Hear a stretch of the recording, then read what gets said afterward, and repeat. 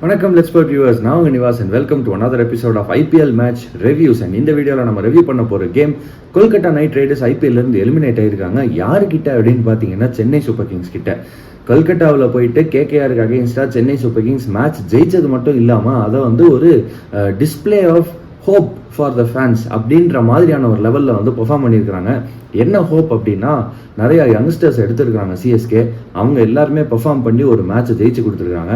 ஒரு இன்ட்ரெஸ்டிங்கான விஷயம் என்ன அப்படின்னா, இந்த சீசனில் சிஎஸ்கே மார்ச் மாதம் ஒரு மேட்ச் ஜெயிச்சாங்க, ஏப்ரல் மாதம் ஒரு மேட்ச் ஜெயிச்சாங்க, அண்ட் இப்போ மே மாதம் ஒரு மேட்ச் ஜெயிச்சிருக்காங்க. மாதத்துக்கு ஒரு மேட்ச் அப்படின்னு சொல்லி 3 மேட்ச் ஜெயிச்சிருக்கிற சிஎஸ்கே அடுத்து இன்னும் 2 கேம்ஸ் ஆட போகிறாங்க. அதில் ஒன்று வந்து ராஜஸ்தான் ராயல்ஸுக்கு அகேன்ஸ்டா, அது சென்னை சூப்பர் கிங்ஸுக்கு முக்கியமான கேம். ஏன் அப்படின்னா, அந்த கேமில் ஜெயிக்கிறவங்க கடைசி பிளேஸில் ஃபினிஷ் பண்ண மாட்டாங்கன்னு சொல்லலாம். அண்ட் ராஜஸ்தானை பொறுத்த வரைக்கும் அவங்களும் அப்படியே தான் நினைப்பாங்கன்னு நினைக்கிறேன். அந்த லாஸ்ட் பிளேஸ் பொசிஷன் அவாய்ட் பண்ணோம் அப்படின்னு 2 டீம்ஸ் ஃபைட் பண்ண போகுது. அதுக்கப்புறம் வர ஒரு மேட்ச் வந்து குஜராத் டைட்டன்ஸ் கூட இருக்குது சிஎஸ்கேவுக்கு.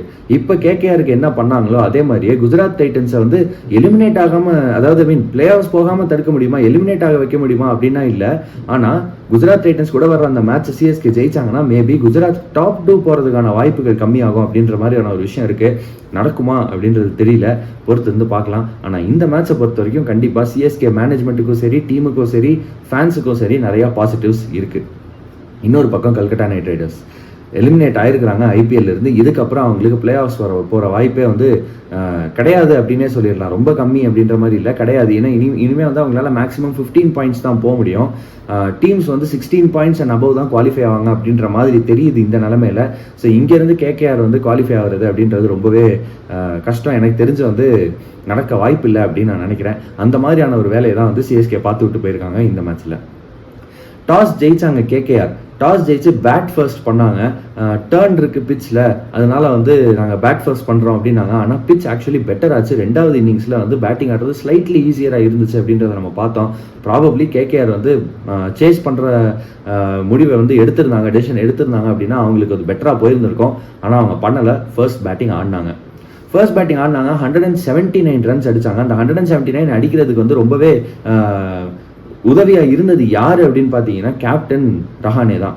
அஜிங்கியா ரஹானே 48 ரன் அடித்தார். அவருக்கு அப்புறமா 2 நல்ல இன்னிங்ஸ் வந்து யாருக்கிட்ட வந்துச்சுன்னு பார்த்தீங்கன்னா, ஒன்று வந்து ஆண்ட்ரே ரசல் அண்ட் இன்னொன்று மனிஷ் பாண்டே கொஞ்சம் தடுமாற்றத்தோட தான் ஆடினார். பெருசாக அவரால் வந்து பவுண்டரிஸ் ரெகுலர் இன்டர்வல்ஸில் அடிக்க முடியலன்ற மாதிரி ஒரு நிலமையில அவர் வந்து ரன் பால் இன்னிங்ஸ் ஒன்று ஆடிட்டு இருந்தார்.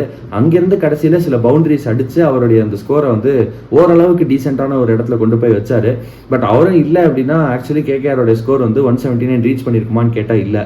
அதனால வந்து அவர் ஒரு முக்கியமான இன்னிங்ஸ் பிளே பண்ணாரு அப்படின்றதுல எந்த டவுட்டுமே இல்லை. இனிஷியலாக ஏர்லியான் வந்து சுனில் நரேன் கிட்ட கொஞ்சம் பவுண்டரிஸ் பார்த்தோம். பட் அதுக்கப்புறம் என்ன பெருசாக கான்ட்ரிபியூஷன் அவர் பண்ணிட்டாரு அப்படின்னு பார்த்தீங்கன்னா இல்லை. அதே மாதிரி தான் அங்கிரிஷ் ரகுவன்ஷி உள்ளே வந்தார். அங்கிரிஷ் ரகுவன்ஷி ஒரு நல்ல பிளேயர், ரொம்ப குவாலிட்டியான பிளேயர். ஆனால் அவர்கிட்ட இருந்து இந்த மேட்ச் வந்து நம்ம ரன்ஸே பார்க்க முடியல. ஒரு ரன்ல அவுட் ஆயிட்டாரு அப்படின்றத நம்ம பார்த்தோம். ரிங்கு சிங் வந்தார். ரிங்கு சிங் சில பவுண்டரிஸ் அடிச்சாரு. பட் அதை தாண்டி அவர்கிட்ட இருந்தும் வந்து பெருசாக கான்ட்ரிபியூஷன்ஸ் இல்லை அப்படின்ற மாதிரியான ஒரு சுச்சுவேஷன். கேகேஆருக்கு இந்த சீசன் ஃபுல்லாக வந்து அவங்களுடைய பேட்டிங் ஆன் பேப்பர் பவர்ஃபுல்லாக இருந்திருக்கு. ஆனால் மேட்ச்லன்னு வரும்போது சில பேர் அடிக்கிறாங்க, சில பேர் ஃபெயில் ஆயிடுறாங்க. இந்த மேட்சை பொறுத்த வரைக்கும் வெங்கடேஷ் ஐயர் அவங்க டீம்லேயே எடுக்கலை. பட் அவருக்கு பதிலாக அங்கிரிஷ் ரகுவன்ஷி ஆடுவாங்கன்னு நினச்சாங்க, அவர் ஆடலை. இந்த மாதிரி ஒவ்வொரு மேட்ச்லையும் ஏதாவது ஒரு பிளேயர் ஆடாமல் போயிடுறாங்க. அதே மாதிரி தான் ரிங்கு சிங் இந்த சீசன் ஃபுல்லாக பெருசாக அவர்கிட்ட இருந்து கான்ட்ரிபியூஷன்ஸே நம்ம பார்க்கல. அவங்களுடைய அந்த RRR middle order Ramandeep, Rinku and Russell, இந்த 3 பேரில் ரசல் மட்டும்தான் கொஞ்சம் ரன்ஸ் அடிச்சிட்டு இருக்காரு. ரமன்தீப் அண்ட் ரிங்கு 2 பேர்கிட்ட இருந்துமே பெருசாக நம்மளால ரன்ஸ் பார்க்க முடியல அப்படின்றத நம்ம பார்க்குறோம். அதே மாதிரி தான் டாப் ஆர்டரில் சுனில் நரேனை அப்படி ஆர்டர் அனுப்புறது அப்படின்றது மறுபடியும் சிஎஸ்கே கிட்ட வந்து ஃபர்ஸ்ட் கேம்லேயே அவன் நல்லா ஆடினாரு, ரிவர்ஸ் பிக்சர்லேயே நல்லா ஆடினாரு, இந்த மேட்ச்லேயே நல்லா ஆடி இருக்கிறாருன்றதை நம்ம பார்க்குறோம். ஆனால் சுனில் நரேன் ஜென்ரலாக அந்த ஓப்பனிங் ஸ்லாட் தேவையா அப்படின்ற ஒரு கேள்வி வந்து கண்டிப்பாக வருது. ப்ராபப்ளி வந்து அந்த பேட்டிங் ஆர்டர் அவங்க இன்னும் டிசைட் பண்ணி ஃபிக்ஸ் பண்ணாங்க அப்படின்னா அடுத்த சீசனுக்கு நல்லாயிருக்கும் அப்படின்ற மாதிரி ஒரு சுச்சுவேஷன் தான் இப்போ வந்து கேகேஆருக்கு. ஆனால் எப்படியோ அடிச்சு பிடிச்சி அந்த 179 ரன்ஸ் அப்படின்றத அடிச்சாங்க. 180 டார்கெட்டாக வச்சாங்க. சிஎஸ்கேவை பற்றி நம்ம எல்லாருக்குமே தெரியும். 2018 அப்புறம் வந்து 180+ டார்கெட்டை வந்து சேஸ் பண்ணலை அப்படின்ற அந்த ஸ்டாட் இருக்குது. அந்த ஸ்டாட் இன்னமும் கண்டினியூ ஆகுமான்னு எனக்கு ஒரு டவுட் இருக்குது. ஏன்னா 180+ அப்படின்னு சொல்கிறாங்க. அப்போ 180யும் அதில் சேருமா அப்படின்னா, ஒருவேளை 180யும் அதில் சேர்ந்துச்சு அப்படின்னா இந்த மேட்ச் வந்து அந்த ஸ்ட்ரீக்கு ஒரு முடிவு கட்டிட்டாங்க அப்படின்னே சொல்லலாம். வரிசையாக 180+ டார்கெட்ஸை வந்து சேஸ் பண்ண முடியாமல் தோத்துட்டு இருந்த சிஎஸ்கே இந்த மேட்ச் 180 சேஸ் பண்ணியிருக்கிறாங்க. அதை எப்படி பண்ணாங்க அப்படின்றதையும் நம்ம பார்த்துலாம். பட் அதுக்கு முன்னாடி சிஎஸ்கேனுடைய பவுலிங்கை பார்த்தே ஆகணும். மறுபடியும் ரவிச்சந்திரன் அஸ்வினை டீமுக்குள்ளே கொண்டு வந்திருந்தாங்க. அதுலேருந்தே தெரியுது டீமில் மிக முக்கியமாக தோனிக்கு ரவிச்சந்திரன் அஸ்வின் மேலே எந்த அளவுக்கு ஒரு நம்பிக்கை இருக்குது அப்படின்னு. மறுபடியும் ஒரு சான்ஸ் கொடுத்துருக்காங்க. இந்த வாட்டி வேற ஒரு ரோல் கொடுத்தாங்க. பவர் பிளேயில் பவுலிங் கொடுக்கல, அதுக்கு பதிலாக மிடில் ஓவர்ஸில் வந்து பவுல் பண்ண வச்சாங்க. இதுதாங்க அவங்க சீசனுடைய ஸ்டார்டிங்லேருந்தே பண்ணியிருக்கணும். சிஎஸ்கேவுடைய பவுலிங்கை பொறுத்த வரைக்கும் வந்து ஃபர்ஸ்ட் பிளேயர், நீங்கள் அந்த பவுலிங் கார்டை பார்த்த உடனே உங்கள் கண்ணில் படுற ஃபர்ஸ்ட் பிளேயராக நூர் அகமது தான் இருப்பார். 4 விக்கெட் எடுத்திருக்கிறாரு, 31 ரன்கள் தான் கொடுத்துருக்காரு. 7.75 எக்கானமியில் 4 விக்கெட் அப்படின்றது ஒரு பிரில்லியண்டான பர்ஃபார்மன்ஸ். அதுக்கு தகுந்த மாதிரியே மேன் ஆஃப் த மேட்ச் அவார்டே வந்து வாங்கிட்டு போயிட்டாரு அப்படின்றத பார்த்தோம். நூர் அகமதுனுடைய அந்த பவுலிங் வந்து ரொம்பவே முக்கியமாக இருந்துச்சு. அந்த அட்டாக்கிங் ஸ்பின்னராக அவர் தான் இந்த சீசன் ஃபுல்லாக இருந்திருக்காரு அப்படின்றத பார்த்தோம். ஆனால் இன்னொரு ஸ்பின்னரும் சூப்பராக போட்டார், அவர் தான் ரவீந்திர ஜடேஜா. அஃப்கோர்ஸ் ரசல் கிட்ட கொஞ்சம் அடி வாங்கினார் கடைசியில். ரசல் ஒரு 2-3 சிக்ஸஸ் அடிச்சிட்டாரு. பட் அதை தாண்டி வந்து ரவீந்திர ஜடேஜாவுடைய பால் செமையாக டேர்ன் ஆச்சு. அந்த பிட்ச்லேருந்து ரவீந்திர ஜடேஜா வந்து டேர்ன் எக்ஸ்ட்ராக்ட் பண்ணாரு. அது பார்க்கறதுக்கு சூப்பராக இருந்துச்சு. ஜடேஜானுடைய அந்த டேர்னாக இருக்கட்டும், அஸ்வின் வந்து ஓரளவுக்கு நல்ல லைன் அண்ட் லென்த் போட்டார். பட் கொஞ்சம் ஃபாஸ்டராக போட்டார். ப்ராபப்ளி அவரும் கொஞ்சம் நிறுத்தி போட்டுருந்தா டேர்ன் கிடச்சிருக்கும். பட் இவங்க எல்லாருடைய பெர்ஃபார்மன்ஸுமே நல்லா இருந்துச்சு அப்படின்றதுல எந்த டவுட்டுமே கிடையாது. ரவிச்சந்திரன் அஸ்வின் 3 ஓவர் போட்டாரு, 19 ரன்கள் தான் கொடுத்துருக்காரு. 6.3 எக்கானமி, விக்கெட்ஸ் எடுக்கல, 3 ஓவர் தான் போட்டிருக்காரு. ப்ராபப்ளி ஒரு எக்ஸ்ட்ரா ஓவர் போட்டிருக்கலாம் அப்படின்னு நான் நினைக்கிறேன். பட் ஓகே, இது வரைக்கும் வந்து இந்த 3 ஸ்பின்னர்ஸுக்கும் மேக்ஸிமம் ஓவர்ஸ் கொடுத்தது இந்த மேட்ச்ல தான் அப்படின்னு நான் நினைக்கிறேன். இந்த 3 ஸ்பின்னர்ஸும் நல்லா போட்டிருக்காங்க. அதுவும் இந்த மேட்ச்ல தான் நடந்திருக்கு முதல் வாட்டி. இதை தான் நம்ம சீசன் ஆரம்பத்திலே எதிர்பார்த்தோம். ஏன்னா இந்த மாதிரி 3 நல்ல ஸ்பின்னர்ஸ் வச்சுட்டு சேப்பாக்கில் டாமினேட் பண்ணுவாங்கன்னு எதிர்பார்த்தோம். பட் அது நடக்கல. சேப்பாக்கில் அவங்களால டாமினேட் பண்ண முடியல. ஈடன் கார்டன்ஸில் போய் டாமினேட் பண்ணியிருக்காங்க. இந்த ஸ்பின் ஷோக் தாண்டி வந்து இன்னொரு பிளேயரும் நமக்கு ரொம்ப அப்பீலிங்காக இருந்திருக்கிறாரு சென்னையிலேருந்து. அவர் தான் அன்ஷுல் காம்போஜ். அன்ஷுல் காம்போஜோடைய பவுலிங் உண்மையிலேயே நல்லா இருக்குங்க. போன மேட்ச் வந்து கலீல் அஹமத் அடி வாங்கினாரு. ஆனால் இந்த மேட்ச் அவருமே டீசெண்டாக போட்டார். ஆனால் 2 ஓவர் தான் அவருக்கு கிடச்சிச்சு. பட் அன்ஷுல் காம்போஜ் தொடர்ந்து நல்லா போட்டுட்டு இருக்காரு. இந்த மேட்ச் அன்ஷுல் காம்போஜ் கொஞ்சம் எக்ஸ்பென்சிவாக இருந்தார். ஆனால் அவருக்கு ஒரு விக்கெட்டும் கிடச்சிச்சு அப்படின்றதையும் நம்ம பார்த்தோம். ரொம்ப முக்கியமான விக்கெட் ஆஃப் ரஹ்மனுல்லா குர்பாஸ் எடுத்தார் அந்த நியூ பாலில். நல்ல பவர் பிளே பவுலராக இருக்காரு. டெத் ஓவர்ஸில் போடுறதுக்கு இன்னும் கொஞ்சம் ப்ராக்டிஸ் வேணும் அப்படின்னு நான் நினைக்கிறேன். பட் ஓவரால் நல்ல டேலண்டாக இருக்காரு. அடுத்த வருஷம் இதை விட இன்னும் பெட்டர் இம்ப்ரூவ்மெண்ட் காமிச்சாரு அப்படின்னா சீரியஸாக வந்து சிஎஸ்கேவுக்கு அவங்களுடைய பவர் பிளே பவுலிங் செட் ஆயிருச்சு அப்படின்னே சொல்லலாம். கலீல் அஹமதும் நல்லா போட்டுட்டு இருக்காரு, அன்ஷுல் காம்போஜும் நல்லா போட்டுட்டு இருக்காரு. ஃபர்ஸ்ட் சேஞ்ச் பவுலராக பவர் பிளேல 100 அகமதே பயன்படுத்தலாம், அவரும் நல்லா போடுறாரு. அப்படின்ற பட்சத்தில் இது எல்லாமே வந்து சிஎஸ்கேவுக்கு ஒரு நல்ல ஹெல்ப்ஃபுல்லான ஒரு விஷயமா இருக்கும் அப்படின்னு நான் நினைக்கிறேன் அடுத்த சீசனுக்கு. இதுதான் வந்து சிஎஸ்கேனுடைய பவுலிங்கை பற்றினது. மதீஷா பற்றினா இந்த மேட்ச்சில் பெருசாக விக்கெட்ஸ் எடுக்கலனாலும் அவரை வந்து எப்படி சிஎஸ்கே ட்ராப் பண்ண மாட்டாங்க அப்படின்ற அது வந்து நமக்கு தெரியும். பட் அதை தாண்டி சிஎஸ்கேனுடைய பேட்டிங்கையும் நம்ம வந்து பார்த்தே ஆகணும்னு நான் நினைக்கிறேன். சிஎஸ்கேனுடைய பேட்டிங்கை பொறுத்த வரைக்கும் அந்த ஓப்பனர்ஸ், மிக முக்கியமாக ஆயுஷ் மாத்ரேயை பற்றி நம்ம நிறைய பேசிட்டு இருக்கோம். போன மேட்ச் ஒரு ஃபேண்டாஸ்டிக் இன்னிங்ஸ் ஆடினாரு. அந்த மாதிரி ஒரு அட்டாக்கிங் யங்ஸ்டர் வந்து ஆடணும் அப்படின்னா இன்னொரு பக்கம் ஒரு நல்ல ஓப்பனிங் பார்ட்னர் வேணும் அப்படின்றதெல்லாம் நம்ம பார்த்துட்டு இருந்தோம். ஷேக் ரஷீதுக்கு சான்ஸ் கொடுத்தாங்க. பட் பெருசாக ஷேக் ரஷீத் டெலிவர் பண்ணலன்ற காரணத்தினால இந்த மேட்ச் டெவான் கான்வேயை மறுபடியும் உள்ளே கொண்டு வந்திருக்காங்க சிஎஸ்கே. டெவான் கான்வே உள்ளே வந்தார். பட் அவர்கிட்ட இருந்து பெருசாக ரன்ஸ் வரல. இன்ஃபேக்ட் 2 ஓப்பனர்ஸுமே இந்த மேட்ச் வந்து ரன்ஸ் அடிக்கல. 2 பால் விளாண்டாங்க டக். 2 ஓப்பனர்ஸுமே வந்து 2 பால் டக் தான் அடிச்சிருக்கிறாங்க இந்த மேட்சை பொறுத்த வரைக்கும். பட் ஆயுஷ் மாத்ரேக்கு பரவாயில்லைங்க. ஒரு யங்ஸ்டர் இதுக்கு முன்னாடி நல்லா ஆடி இருக்கிறாரு, ஒரு டக்.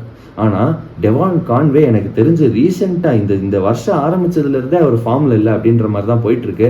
டெவான் கான்வேயோட ஃபார்ம் வந்து சிஎஸ்கேவுக்கு வருத்தம் அளிக்குதோ இல்லையோ, நியூசிலாண்டுக்கும் வருத்தம் அளிக்கும் அப்படின்னு நான் நினைக்கிறேன். பொறுத்து இருந்து பார்க்கலாம் அவர் அந்த ஃபார்மை வந்து ரீடிஸ்கவர் பண்ணுறாரா அப்படின்னு. ஆனால் the way it looks now Devon கான்வேக்கு ஒரு சான்ஸ் கொடுத்து பார்க்குறாங்க. ஆனால் அவர் வந்து இப்போ இந்த சீசன் முடிகிறதுக்குள்ளே பெர்ஃபார்ம் பண்ணல அப்படின்னா ப்ராபப்ளி ஆக்ஷனில் ரிலீஸ் பண்ணிடுவாங்க அப்படின்ற மாதிரியான ஒரு சின்ன டவுட் நமக்கு வருது அப்படின்றது தான் இந்த இடத்துல நமக்கு இருக்கக்கூடிய ஒரு ஒப்பீனியன்.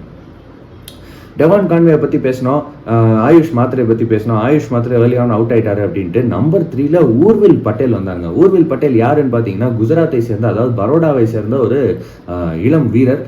26 வயதாகுது அவருக்கு. ஆனால் அவர் தான் வந்து ரெக்கார்ட் வச்சிருக்கிறாரு சையத் முஷ்டாக் அலி ட்ராஃபியில் ஃபாஸ்டஸ்ட் 100க்கு. அது ஒரு ஜாயிண்ட் ரெக்கார்ட். 28 பந்துகளில் 100 அடிச்சிருக்கிறாரு சையத் முஷ்டாக் அலி ட்ராஃபியில். அதே மாதிரி 28 பந்துகளில் 100 அடிச்ச இன்னொரு வீரர் சையத் முஷ்டாக் அலி யாருன்னு பார்த்தீங்க அப்படின்னா அபிஷேக் சர்மா. அப்போ அபிஷேக் சர்மாவுக்கு ஈக்குவலான ஒரு டேலண்ட் தான் வந்து ஊர்வில் பட்டேல் அப்படின்றது கிளியராக தெரியுது. ஊர்வில் பட்டேல சிஎஸ்கே வந்து ஒரு இன்ஜுரி ரீப்ளேஸ்மெண்ட்டாக எடுத்தாங்க வன்ஷ் பேடிக்கு பதிலாக. வன்ஷ் பேடிக்கு பதிலாக எடுத்த ஊர்வில் பட்டேலுக்கு சான்ஸும் கொடுத்தாங்க அந்த மேட்ச். அண்ட் அந்த சான்ஸ் அவர் சூப்பராக டெலிவரும் பண்ணாருன்னு சொல்லலாம். 11 பந்துகளில் 31 ரன் அடிச்சிருக்காரு. 281 ஸ்ட்ரைக் ரேட், 4 6. ஃபேண்டாஸ்டிக் இன்னிங்ஸ் ஆடி இருக்கிறாரு சிஎஸ்கேவுக்கு. இந்த மாதிரி ஒரு அட்டாக்கிங் இன்னிங்ஸ் தான் நம்ம சிஎஸ்கே பேட்ஸ்மேன் எதிர்பார்த்துட்டே இருந்தோம் அந்த சீசன் ஆரம்பிச்சதுலேருந்து. ஆரம்பத்துலலாம் வரல, அந்த மாதிரி பிளேயர்ஸை இவங்க ஆப்ஷனில் எடுக்கலை. பட் ரொம்ப நாளுக்கு அப்புறம் ஒரு நல்ல இன்னிங்ஸ், ஒரு அட்டாக்கிங் இன்னிங்ஸை வந்து ஒரு யங்ஸ்டர் ஆடி கொடுத்துருக்காரு சிஎஸ்கேவுக்கு. அன்ஃபார்ச்சுனேட்லி சாம் கரன் இந்த மேட்ச் மிஸ் அவுட் பண்ணியிருக்காரு. போன match okay decent performance against RCB, but அதுக்கு முன்னாடி பஞ்சாப் மேட்ச் வந்து ஒரு பிரில்லியன்ட் பர்ஃபார்மன்ஸ், ஆல்மோஸ்ட் மேட்ச் ஜெயிச்சு கொடுத்தாரு அந்த லெவலில். அந்த மாதிரியான ஒரு பிளேயருக்கு வந்து சான்ஸ் கிடைக்காம போனதுன்றது ஒரு சின்ன வருத்தம். ப்ராபப்ளி ஊர்வில் பட்டேல் வந்து ஓப்பனே பண்ணலாம் அப்படின்னு நான் நினைக்கிறேன். ஆயுஷ் மாத்திரை கூட டெவான் கான்வே ப்ராப்ளம் இன்னொரு ஒரு சான்ஸ் கொடுப்பாங்க. பட் அடுத்த சீசனுக்கு வந்து டெவான் கான்வே நீங்கள் டீமில் வச்சிருக்கிறதுக்கு அடுத்த சீசன் நீங்கள் சாம் கரன் டீமில் வச்சிருக்கலாம் அப்படின்றது தான் என்னுடைய கருத்து. ரவிச்சந்திரன் அஸ்வினை வந்து நம்பர் 4 அனுப்புனாங்க. டெவான் கான்வே அவுட் ஆனதுமே ரவிச்சந்திரன் அஸ்வின் வந்தார். சரி, அந்த பவர் பிளேல கொஞ்சம் சீக்கிரம் ரன்ஸ் எடுத்துட்டு அவுட் ஆகிறதுக்கு தான் அனுப்பியிருக்காங்க போல அப்படின்னு பார்த்தோம். 7 பால்ல 8 ரன் தான் அவரால் அடிக்க முடிஞ்சிச்சு. ஒரு பவுண்டரி அடிச்சாரு. பெருசா வந்து அவருக்கு பவுண்டரி ஸ்கோரிங் ஆப்பர்ச்சுனிட்டிஸ் இல்லை அப்படின்ற மாதிரி தான் ஒரு ஃபீலிங் இருந்துச்சு. ஏன்னா அவர் ஸ்ட்ரைக் எடுத்து ஊர்வில் பட்டேலுக்கு கொடுக்கறதுலேயே வந்து குறியா இருந்தார். அதுவும் ஒரு நல்ல டெசிஷன் தான், ஏன்னா அவர் நல்லா ஆடிட்டு இருந்தார் ஊர்வில் பட்டேல் அந்த இடத்துல அப்படின்றப்ப. பட் இதுவே வந்து லாங் ரன்ல சஸ்டெயின் பண்ண முடியுமா? அஸ்வினை நீங்க நம்பர் 4ல பேட்டிங் அனுப்புறது அப்படின்றது வந்து உங்க டீமுக்கு சஸ்டெயினபிளா இருக்குமா அப்படின்றது தான் இங்க இருக்கிற பெரிய கேள்வியே. ஒரு நல்ல விஷயம் என்னன்னா, அவர் ஆடின அந்த 7 பந்துகள்னால எம்எஸ் தோனியோட என்ட்ரி பாயிண்ட் டிலே ஆச்சு. எம்எஸ் தோனி வந்து அந்த கடைசி 4 ஓவருக்கு முன்னாடி வந்தால் கொஞ்சம் தடுமாறாருன்றது எல்லாமே நமக்கு தெரியும். என்ட்ரி பாயிண்ட் வந்து எம்எஸ் தோனியோட டிலே ஆனதுக்கு இது ஒரு நல்ல விஷயம் அப்படின்னு நம்ம சொல்லலாம். அதுக்கு இது ஒரு நல்ல இதுவாக அமைஞ்சிருக்கு, ஒரு நல்ல விஷயமா அமைஞ்சிருக்கு அஸ்வினை முன்னாடி இறக்குனது அப்படின்றது. இந்த முடிவு வந்து ப்ராப்ளி ரொம்ப இம்பார்ட்டன்ட் சிஎஸ்கேவுக்கு. பட் இது வந்து நல்ல சக்ஸஸ்ஃபுல் முடிவாக இருக்கணும் அப்படின்னா நீங்கள் நம்பர் 4ல அஸ்வினை இறக்கி அவர் ரன்ஸும் அடிக்கணும். அவர் ரன்ஸ் அடிக்கல, அவர் வந்து நம்பர் 4ல இறங்கி பால்ஸ் வேஸ்ட் பண்ணுறாரு அப்படின்னா ஊர்வில் பட்டேல் மாதிரி ஆயுஷ் மாத்திரை மாதிரி அட்டாக்கிங் ஆடக்கூடிய பிளேயர்ஸ்னுடைய அந்த இன்னிங்ஸுடைய இம்பாக்ட் வந்து குறைஞ்சிரும் அடுத்து வர பேட்ஸ்மேன் சரியாக ஆடலைன்னா. ஸோ அந்த மொமெண்டம் கேரி ஆன் பண்ணுற அளவுக்கு வந்து நல்ல பேட்டிங் அஸ்வின் ஆடுவாரா அப்படின்றத நம்ம பொறுத்து வந்து பார்க்கலாம். அஸ்வினுக்கு அப்புறம் நம்பர் 5ல ரவீந்திர ஜடேஜா இறக்குனாங்க. 10 பால் 19 ரன், 190 ஸ்ட்ரைக் ரேட், ஒரு 6 ரன் அடிச்சாரு, 2 பவுண்டரிஸ் அடிச்சாரு. ஓவரால் நல்ல இன்னிங்ஸ். இதுக்கு மேலே நம்ம ரவீந்திர ஜடேஜா கிட்டேருந்து எதுவும் பெருசாக எதிர்பார்க்க முடியாது இந்த நிலைமையில அப்படின்ற மாதிரி தான் இருக்கு. ஏன்னா அவருமே வந்து வயசாயிருச்சு ஒன்று, அவரும் பெருசாக ரீசெண்ட் டைம்ஸில் இந்த மாதிரி அட்டாக்கிங் பேட்டிங்லாம் ஆடி காட்டுனதே கிடையாது. சிஎஸ்கே அவர் அப்படி ஆர்டர் புஷ் பண்ணி அட்டாக்கிங்காக ஆட வச்சுட்டு இருக்காங்க. ட்ரை பண்ணுறாரு அவரும் அட்டாக்கிங் ஆடுறதுக்கு. 10 பால் 19 ரன் அப்படின்னு இந்த 190 ஸ்ட்ரைக் ரேட்டில் இருக்கிற இந்த இன்னிங்ஸ் வந்து இன்னும் கொஞ்சம் பெருசாக மாறுமா? அதாவது ஒரு 25 பால் 50 ரன் அந்த மாதிரி ஒரு இன்னிங்ஸாக மாறுமா அப்படின்றத நம்ம பொறுத்து வந்து பார்க்கலாம். ஏன் இந்த 25 பால் 50 ரன் அப்படின்ற ஒரு விஷயத்த சொல்கிறேன் அப்படின்னா, அவருக்கு அப்புறம் வந்து டுவால்டு பிரவிஸ் 22 பால் 50 அடிச்சாரு. 22 பால் 50 ரன் அப்படின்றது அடுத்து வர டுவால்டு பிரவிஸ் அடிச்சாரு அந்த ஒரு 50-ஐ. 22 பால் 50ன்றது அந்த மிடில் ஓவர்ஸில் வந்து டுவால்டு பிரவிஸ் அடிச்சதுலேயே வந்து சிஎஸ்கே பக்கம் மேட்சை கம்ப்ளீட்டாக கொண்டு வந்துட்டாரு. அதை நம்ம பார்த்தோம். பிரவிஸ்னுடைய அந்த இன்னிங்ஸுடைய இம்பாக்ட் வந்து செம ஹெவியாக இருந்துச்சு. ஆனால் அவருடைய என்ட்ரி பாயிண்ட் ரொம்ப டிலேடாக இருக்குது. அதாவது நம்பர் 5ல வராரு ஜடேஜாக்கு அப்புறம் நம்பர் 6ல பிரவிஸ் வராரு. அது வந்து கொஞ்சம் டவுட்ஃபுல்லான ஒரு விஷயமா தான். அதாவது இது ஒரு நல்ல விஷயமானு கேட்டால் என்னை பொறுத்த வரைக்கும் இல்லை அப்படின்னு நான் சொல்லுவேன். பிரவிஸ் மாதிரி பிளேயருக்கு மேக்ஸிமம் நம்பர் ஆஃப் பால்ஸ் தேவை. நீங்கள் அவரை கடைசியில் இறக்கிட்டு உள்ளே போன உடனே அடிக்க ஆரம்பிக்கணும் அப்படின்னு சொல்கிறதெல்லாம் வந்து எந்த விதத்தில் சாத்தியம் அப்படின்றது ஒரு பெரிய கேள்வி. பட் என்ன பண்ணுறாங்க அப்படின்றத நம்ம பொறுத்து வந்து பார்க்கலாம். அதுக்கப்புறம் சிவம் டூபே உள்ளே வந்தார். 40 பந்துகள் ஆடினாரு. 40 பந்துகளில் 45 ரன் அடித்தார். மேட்ச் ஜெயிச்சிட்டாங்க. ஒரு நல்ல இன்னிங்ஸாக தான் இது நம்ம வந்து எடுத்துக்கணும் அப்படின்னு நான் நினைக்கிறேன். ஸ்ட்ரைக் ரேட் கம்மியாக இருக்குது, ஸ்லோவாக இருக்குது, அதெல்லாம் இருக்கட்டும். ஆனால் மேட்ச் ஜெயிச்சு கொடுத்தாரு, கடைசி வரைக்கும் இருந்தார் அப்படின்றத பார்க்கும்போது இது வந்து உண்மையிலே ஒரு நல்ல இன்னிங்ஸ் அப்படின்ற மாதிரி தான் இருந்துச்சு. லாஸ்ட்டில் அவர் அவுட் ஆனார். அவர் அவுட் ஆனதுக்கு பிறகு வந்து 100 உள்ளே வந்து அவரும் அவுட் ஆனார். அந்த இடத்துல ஒரு சின்ன ஒரு என்னப்பா அது மேட்சை கோட்டை விடுறாங்களோ அப்படின்ற மாதிரி இருந்துச்சு. ஆனால் அன்ஷுல் காம்போஜ் மேட்சை முடிச்சு கொடுத்துட்டாரு. இன்னொரு பக்கம் எம்எஸ் தோனி இருந்தார். அந்த ஒரு குஷன் வந்து கண்டிப்பாக சிஎஸ்கேவுக்கு இருந்திருக்கும் அப்படின்னு நான் நினைக்கிறேன். அதாவது பிரவிஸும் டூபேயும் ஆடிட்டு இருந்த அந்த ஒரு பொசிஷன், அதுவும் முக்கியமாக பிரவிஸ் ஆடிட்டு இருந்த அந்த இன்னிங்ஸின் காரணமாக சிஎஸ்கே ஒரு நல்ல கம்ஃபர்டபுள் பொசிஷனில் இருந்தாங்க, டிரைவிங் சீட்டில் இருந்தாங்க அப்படின்னே சொல்லலாம். மேட்சை வந்து ஈஸியாக ஜெயிச்சிருவாங்க. ஒரு 3 ஓவர் வந்து மிச்சம் வச்சே மேட்சை ஜெயிச்சிருவாங்க அப்படின்ற மாதிரி ஒரு சுச்சுவேஷன் இருந்துச்சு. ஆனால் அங்கே பிரவிஸ் அவுட் ஆனதுலேருந்து பெருசாக வந்து சிஎஸ்கேவால் ஃபாஸ்ட்டாக பிரிஸ்காக ஸ்கோர் பண்ணி மேட்சை முடிக்க முடியல அப்படின்ற ஒரு விஷயம் வந்துச்சு. ஆண்ட்ரே ரசல் அங்கே 2 நல்ல ஓவர் போட்டார். போட்டாரு, வருண் சக்கரவர்த்தி ஒரு நல்ல ஓவர் போட்டாரு, ஈவன் ஹர்ஷித் ராணா கூட ஓரளவுக்கு ஒரு டீசென்ட் ஓவர் போட்டாரு. பட் அந்த இடத்துல நம்ம என்ன பார்க்குறோம் அப்படின்னா, வைபவ் அரோராவுக்கு ஒரு ஓவர் கொடுத்தாரு அஜிங்கியா ரஹானே. வைபவ் அரோராவுக்கு அந்த இடத்துல ஓவர் கொடுத்ததுக்கு பதிலாக மொயின் அலிக்கு ஒரு சான்ஸ் எடுத்து கொடுத்துருக்கலாமோ அப்படின்ற ஒரு டவுட் நமக்கு வந்துச்சு. அந்த வைபவ் அரோரா ஓவர் வந்து கம்ப்ளீட்டாக மேட்சை மாற்றி விட்டுருச்சு அப்படின்னே சொல்லலாம். ஓவராலாக சிஎஸ்கேவுக்கு ஒரு நல்ல வெற்றி அப்படின்னாலும் கேகேஆர் இன்னும் நிறைய கேள்விகளுக்கு வந்து பதில் சொல்ல வேண்டியது இருக்குது அப்படின்றத நம்ம பார்க்குறோம். கேகேஆரை பொறுத்த வரைக்கும் வந்து அவங்களுடைய பவுலிங்கில் ஆண்ட்ரி ரசல் மறுபடியும் பவுலிங் போட ஆரம்பிச்சிட்டாரு, டெத் ஓவர்ஸில் பவுலிங் போடான்றது அவங்களுக்கு ஒரு பாசிட்டிவ். ஆனால் இந்த மேட்சை பொறுத்த வரைக்கும் சிஎஸ்கே ஒரு கிளியர் பிளானோட வந்தாங்க. வருண் சக்கரவர்த்தியை ஆடிடுவோம், வருண் சக்கரவர்த்தியை வந்து விக்கெட் விடாமல் ஆடினா பரவாயில்ல, பெருசாக வந்து வருண் சக்கரவர்த்தி அட்டாக் பண்ண ட்ரை பண்ண வேணாம் அப்படின்ற ஒரு முடிவில் அந்த மாதிரி தான் இருந்துச்சு. ஏன்னா 4 ஓவர் 18 ரன் 2 விக்கெட் எடுத்திருக்கிறாரு வருண் சக்கரவர்த்தி. 18 ரன்கள் மட்டுமே கொடுத்த வருண் சக்கரவர்த்தி பெருசாக வந்து பவுண்டரிஸ் கன்சீட் பண்ணல அப்படின்றதையும் பார்க்கணும். ஒரே ஒரு 4 மட்டும்தான் போச்சு அவருடைய பவுலிங்ல இருந்து. அந்த மாதிரி ஒரு சுச்சுவேஷன்ல மற்ற பவுலர்ஸ் எல்லாம் வந்து நீங்க எப்படி ரொட்டேட் பண்றீங்க அப்படின்றத வச்சு தான் கேமை வந்து ஜெயிக்க முடியும் கேகேஆரை பொறுத்த வரைக்கும். வைபவ் அரோரா ரொம்ப எக்ஸ்பென்சிவா இருந்தாரு, 16 எக்கானமி இன்னைக்கு. ஆனால் அவர் வந்து 3 விக்கெட் எடுத்திருக்கிறாரு அப்படின்றது ஓகே. பட் அவ்வளோ நீங்க எக்ஸ்பென்சிவா இருந்து நீங்க விக்கெட்ஸ் எடுத்தாலும் அதில் இன்னைக்கு மாடர்ன் டே T20 கேம்ல அது வந்து பயன்படாமல் போயிருது அப்படின்றத பார்க்குறோம். ஏன்னா மாடர்ன் டே T20 கேம் வந்து எப்படி இருக்குன்னா, விக்கெட்ஸ் விட்டாலும் பரவாயில்ல நம்ம அடிப்போம் அப்படின்ற ஒரு எண்ணத்துல தான் பேட்ஸ்மேன் வராங்க. ஃபார் எக்ஸாம்பிள் ஊர்வில் பட்டேல் உள்ள வந்த சிச்சுவேஷன், இந்த பக்கம் டெவான் கான்வே அவுட் ஆயிட்டாரு, ரவிச்சந்திரன் அஸ்வினை நம்பர் 4ல் அனுப்பியிருக்காங்க. அந்த மாதிரி ஒரு சுச்சுவேஷனில் கூட கவலைப்படாமல் 11 பால் 31 ரன் அடிச்சுட்டு அவுட் ஆகிற ஒரு மைண்ட் செட்டில் தான் பேட்ஸ்மேன் இருக்காங்க அப்படின்றத பார்க்கும்போது விக்கெட்ஸ் மட்டும் எடுத்தால் போதும்னு இருக்கிற பவுலர்ஸை வந்து நம்ம பெருசாக இம்பாக்ட்ஃபுல்லாக கன்சிடர் பண்ண முடியாது. அவங்க எக்கனாமிக்கலாகவும் போட வேண்டிய ஒரு கட்டாயம் இருக்குது. வைபவ் அரோரா இந்த மேட்ச் வந்து உண்மையிலேயே கொட்ட விட்டார் அப்படின்னு தான் சொல்லணும். ஹர்ஷித் ராணாவுமே வந்து 4 overs 43 பெருசாக அவ்வளோ ஒரு எக்கனாமிக்கல் பவுலிங் நம்ம அவர்கிட்ட இருந்து பார்க்கல. நிறைய ஸ்லோவர் பால்ஸ் ட்ரை பண்ணார், ஆனால் அவர் போட்ட ஸ்லோவர் பால்ஸ் எல்லாமே அவர் கையை விட்டு நழுவி ஃபுல்லர் லென்த் டெலிவரிஸாக ஈஸியாக அடிக்கிறதுக்கு அப்படின்ற மாதிரி தான் வந்துச்சு. அதில் சிவம் டூபே மாதிரி பேட்ஸ்மேனுக்கு அவர் போடுற லைன்ஸ் அண்ட் லென்ஸ் எதுவுமே சரியா இல்லை அப்படின்றத நம்ம பார்த்தோம். ஸ்லோவர் பால்ஸ் போட்டாலும் சிவம் டூபே மாதிரி பேட்ஸ்மேனுக்கு நீங்கள் ஸ்லைட்லி பேக் ஆஃப் லென்த் வைக்கணும். இன்டு த விக்கெட் நல்லா போடுவார், பேக் ஆஃப் லென்த் டெலிவரி நல்லா போடுவார் ஹர்ஷித் ராணா. ஆனால் அவர் வந்து ஸ்லோவர் பால்ஸ் ட்ரை பண்ணி அந்த அவர் யூஸ்வலாக என்ன பால் நல்லா போடுவாரோ அதை விட்டுட்டு ஒரு புதுசாக ஒரு பால் ட்ரை பண்ணி அவர் வந்து ரன்ஸ் அடி வாங்கினார் அப்படின்றத நம்ம பார்த்தோம், ரன்ஸ் கொடுத்தாருன்றதை பார்த்தோம். இது ஒரு சின்ன வருத்தத்துக்குரிய விஷயம் தான் அது கேகேஆரை பொறுத்த வரைக்கும். மொயின் அலியும் இருந்தார், மொயின் அலிக்கு ஓவரும் வந்து மிச்சம் இருந்துச்சு, 2 ஓவர் தான் போட்டார், 23 ரன் கொடுத்து ஒரு விக்கெட் எடுத்தார்.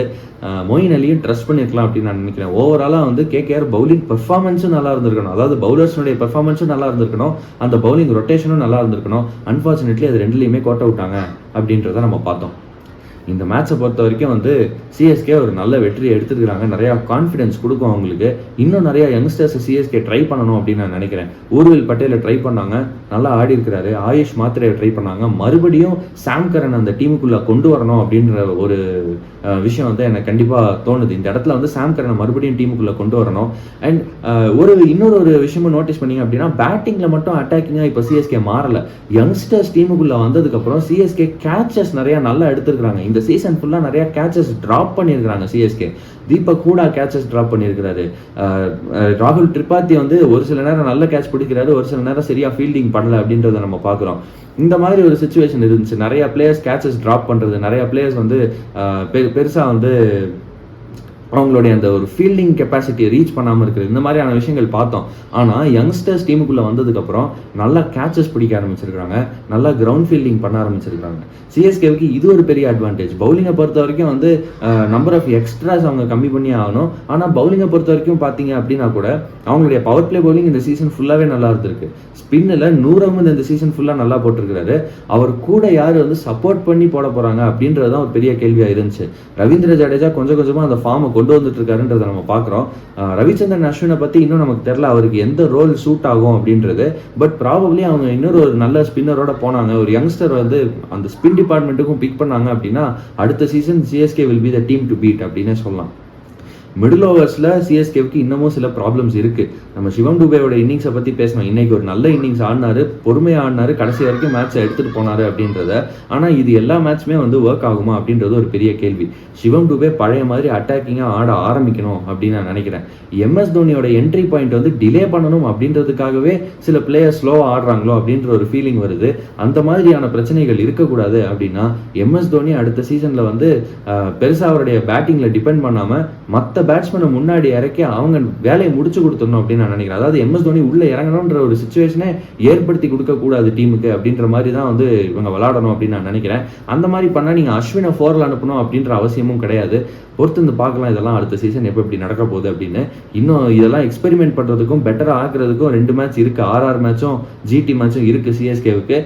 எனக்கு தெரிஞ்ச அடுத்து இன்னும் நிறைய யங்ஸ்டர்ஸை வந்து அந்த ஸ்குவாட்லேருந்து எடுத்து ட்ரை பண்ணலாம்னு நான் நினைக்கிறேன். மிக முக்கியமாக நான் எக்ஸைட்டடாக இருக்கிறது வந்து இந்த அண்ட்ரே சித்தார்த்துன்னு அந்த பையன் விளாட்றதுக்கு தான். பொறுத்து வந்து பார்க்கலாம் அவர் விளையாட வரா மாட்டாரா அப்படின்னு. That's it for this video. அடுத்த வீடியோ நான் உங்களை வந்து சந்திக்கிறேன். Until then, please like, share and subscribe. Thank you.